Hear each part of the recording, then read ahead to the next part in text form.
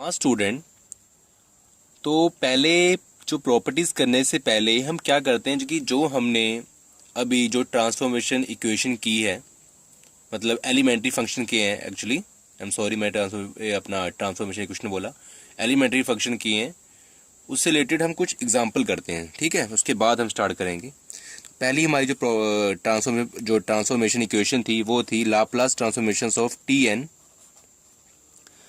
तो वो हमने रखा था n+1 ये थी। ठीक है, इससे रिलेटेड हम करते हैं। तो पहली जो हमारी एग्जांपल है तो वो लेते हैं, एग्जांपल ले लेते हैं, अपन लिख लेते हैं कि अगर हमारा कुछ t⁻0 हो जाए, ठीक है, जहाँ n है वहाँ 0 हो जाए, तो हमने क्या करना है, जहाँ n है वहाँ 0 पुट कर देना है।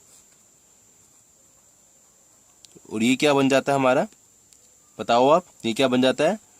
मैं यहीं कर देता हूँ ज़्यादा हो तो, कि 1/s। ठीक है, और जो गामा 1 होता है वो होता है 1 के इक्वल, उसको हम कर देते हैं s। तो ये हो गया हमारा 1/s। ठीक है स्टूडेंट, ओके। तो सेकंड एग्जांपल हमारा वो है कि अगर हमारे पास लाप्लास ट्रांसफॉर्मेशंस ऑफ t⁻1 हो, तो मैंने ये करना है, सिर्फ जहाँ n है वहाँ 1 पुट कर देना है। ठीक है ना, जहाँ n है वहाँ हम करते हैं 1 पुट, क्योंकि ये एक्चुअली स्टूडेंट मैं इसलिए करा रहा हूँ एग्जांपल को, ये यूज़ होती हैं आगे जो प्रॉपर्टीज़ में डायरेक्टली, तो इसलिए हमने ये एलिमेंट्री जो फंक्शन है वो पढ़े, और आगे इसका यूज़ भी काफ़ी होगा। ये क्या बन गया, Γ2S2। अब हम Γ2 को सोल्व करते हैं।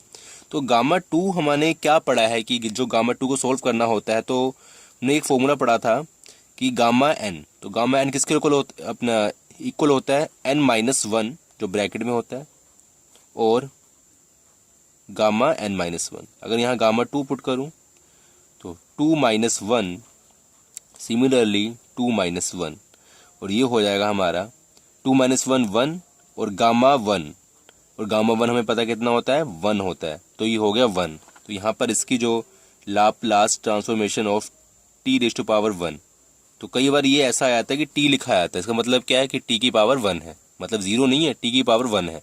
तो यहाँ पर डायरेक्ट में लिख दिया t⁻1, कई बार सिंपल आ जाता है t। तो ये हो जाएगा हमारा 1/s²। ठीक है स्टूडेंट, अब हम करते हैं एक एग्जाम्पल कर लेते हैं इसका, एक दो एग्जाम्पल और कर लेते हैं कि जो पेपर में आ सकते हैं, कई बार आ जाते हैं, कि हमें समझ आए अच्छी तरह। बात ये है ना कि हमें समझ आ जाए कि लाप्लास ट्रांसफॉर्मेशन ऑफ t⁻5। तो क्या करना है, जहाँ n है वहाँ 5 पुट करना है। ठीक है स्टूडेंट, उसके बाद क्या करना है, नीचे भी 5+1 होगा, तो ये हो जाएगा हमारा 6, और नीचे भी हो जाएगा 6, s⁻6। तो हमें ये पता है कि जो फैक्टोरियल 6 है ये Γ6 है, ये होता है 5 फैक्टोरियल के इक्वल। तो इसको हम प्रूव करते हैं कि क्यों होता है 5 फैक्टोरियल। आंसर इसका यही है, 5 फैक्टोरियल। और 5 फैक्टोरियल जो इक्वल होता है वो होता है 120। हम करते हैं, पहले हम करते हैं कि Γ6 है वो 5 फैक्टोरियल के इक्वल कैसे हुआ। तो हमने फॉर्मूला तो यही पढ़ा है जो हमने ऊपर लिखा अभी। तो अगर यहाँ 6 पुट करता हूँ मैं, तो ये होगा 6-1 एन फैक्टोरियल 6-1।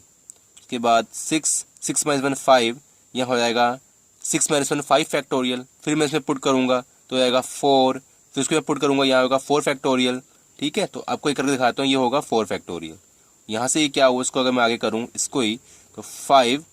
ठीक है स्टूडेंट, 5 ये 5 और 6-1 हो गया 5, और ये हो गया 5 फैक्टोरियल। और 5 फैक्टोरियल हम कैसे लिखेंगे, 5 फैक्टोरियल लिखेंगे हम 5-1 4, और 5-1 4 फैक्टोरियल। इसको लिखेंगे 5 4 3 2, लास्ट में आएगा 1 कहीं जाके। ठीक है, तो मैंने इसको लिख दिया कि थोड़ा डायरेक्ट करके कि लास्ट में 1 आएगा, और हमें पता है कि 1 फैक्टोरियल कितना होता है, 1 के इक्वल होता है, तो ये 1। तो ये बन गया 5 4 20 23 60 62 120, तो ये 120। तो यहाँ पर जो हमारा आंसर है वो होगा 120/s6। तो ये आंसर हमारा है। ठीक है स्टूडेंट, हम आगे करते हैं जो नेक्स्ट एग्जाम्पल है हमारा। तो हाँ स्टूडेंट, जो मेरा नेक्स्ट एग्जांपल है वो है लाप्लास ट्रांसफॉर्मेशन ऑफ t⁻1/2, मतलब √t। तो यहाँ 1/2 इसकी पावर, तो मैं क्या करूँगा, जहाँ n होता है फॉर्मूले में वहाँ 1/2 पुट करूँगा। उसके बाद नीचे क्या होता है 1/2 + 1, इसको मैंने सॉल्व किया तो ये बन जाएगा 3/2। ठीक है, तो नीचे भी क्या हो जाएगा 3/2। ठीक है स्टूडेंट, ये हुआ। उसके बाद मैंने क्या करना है स्टूडेंट कि 3/2 को मैंने यहाँ सॉल्व करना है, तभी मुझे चलेगा पता कि 3/2 कैसे बनता है। तो मैंने वही फॉर्मूला जो हमारा है 3/2 -1, जो हमने पीछे लिखा है फॉर्मूला अभी 3/2 -1, तो ये हो जाएगा 3/2, ये हो जाएगा 1/2। ठीक है स्टूडेंट, और ये भी होगा 1/2। और मैं हमने पीछे पढ़ा था अभी जो बीटा फंक्शन में एक लास्ट जो हमने प्रॉपर्टी करी थी उसकी, तो वो होता है 1/2 गामा कितना होता है, तो वो होता है √π। तो ये हो जाएगा √π/2। ठीक है स्टूडेंट, ये हमारा आ गया। तो ये हमारा यहाँ पर हम इसको पुट कर देंगे। Therefore Laplace transformations of this equal to √π/2 upon, बस मैंने वैल्यू पुट कर देनी है s⁻³ इसको ऐसे ही लिख सकते हैं हम कि √π, थोड़ा और सॉल्व कर लेते हैं, मैंने यहाँ भी छोड़ देते कोई बात नहीं, 3/2 दैट इज द आंसर। ठीक है स्टूडेंट, तो हमने ये प्रूव यहाँ कर लिया। ठीक है, अब हम आगे इसकी एक और एग्जांपल करते हैं। अगर -1/2 हो जाए और कुछ ऐसा हो जाए तो क्या होगा, तो हम यहाँ कर लेते हैं कि एग्जांपल, मैं यहाँ पर बीच में स्केल से कर देता हूँ।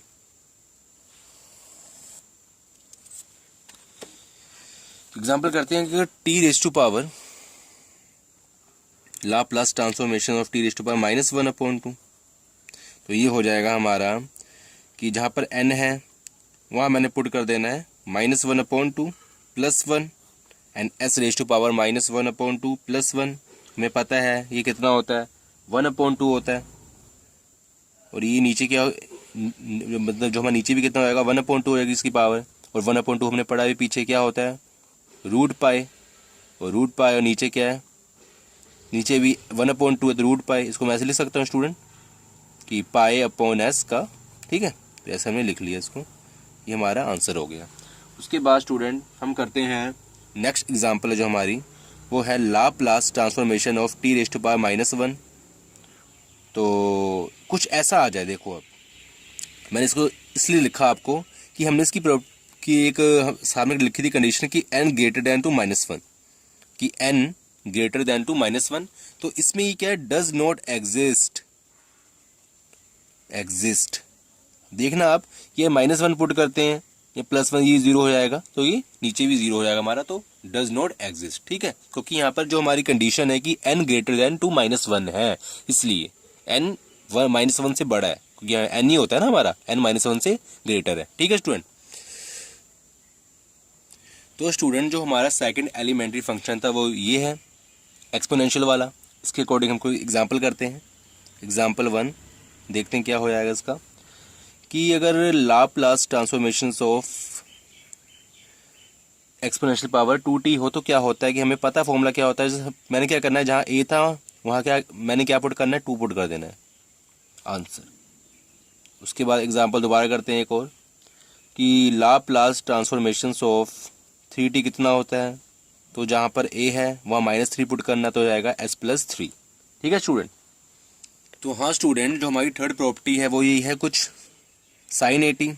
इसके अकॉर्डिंग हम कुछ एग्जांपल करते हैं, ऐसे एक दो एग्जांपल कर लेते हैं। sin 3t हो यहाँ पर तो क्या होगा, तो अगर sin 3t हो यहाँ पर, तो यहाँ पर मैंने क्या पुट करना है, जहाँ a है वहाँ पर मैंने 3 पुट करना है, s² + 3 का होल स्क्वायर, ये क्या हो जाएगा हमारा 3/s² + 9।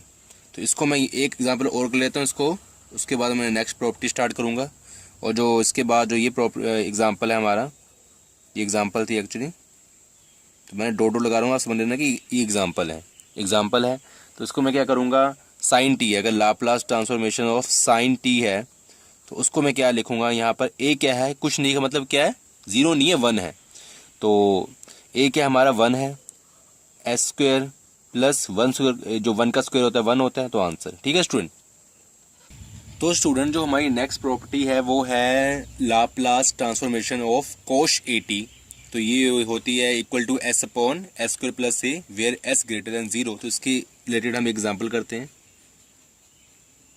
कि हमारे पास आ जाए अगर Laplace transformation of cos 5t, तो क्या करना है, जहां पर a है वहां 5 पुट करना है, ऊपर भी s रहेगा, 5 का होल स्क्वायर क्या हो जाएगा s upon S square plus 25। तो this is a required answer. मैं लिख देता हूँ कोस 5t। उसके बाद जो नेक्स्ट प्रॉपर्टी हमारी स्टूडेंट वो है फिफ्थ है, वो क्या है हमारा कि लाप्लास ट्रांसफॉर्मेशन ऑफ साइन 80। तो स्टूडेंट वो क्या होता है हम देखते हैं, वो होता है a upon S square plus A square. आपको याद हो चुका होगा अभी तक, और याद कर लेना अच्छी तरह, क्योंकि अब ये रिक्वायर्ड, इसकी बहुत रिक्वायरमेंट है, आगे बहुत यूज़ होगा। तो ये होता है, इसके रिलेटेड हम एक एग्जांपल लेते हैं। तो एग्जांपल हम लेते हैं तो उसमें हम देखते हैं कि Laplace transformation of sine h2t है अगर, तो ये कैसे हम सॉल्व करेंगे, जहाँ पर a है वहाँ 2 पुट कर दो, 2 अपॉन एस स्क्वायर प्लस 2 का होल स्क्वायर, और ये हो जाएगा 2 अपॉन एस स्क्वायर प्लस 4। तो ये हमारा रिक्वायर्ड आंसर आ गया साइन 2t। और हमारा स्टूडेंट अब जो लास्ट जो हमारी प्रॉपर्टी रह गई है, जो लाप्लास ट्रांसफॉर्मेशन ऑफ कोश है ना, कोश 80, तो वो क्या होता है s upon S square plus A square where s greater than 2 mod a। तो हम कर लेते हैं, तो ये होता है कोश 5t। ठीक है स्टूडेंट, कोश 5t होता है। तो इसको हम देख लेते हैं क्या होता है। अगर यहाँ पर 5t है तो जहाँ पर a है वहाँ 5 पुट करना है, s upon S square plus 5 का होल स्क्वायर। ठीक है स्टूडेंट, दिख रहा है आपको, ठीक है ना, s स्क्वायर प्लस 5 का होल स्क्वायर, और ये बन जाएगा s अपॉन एस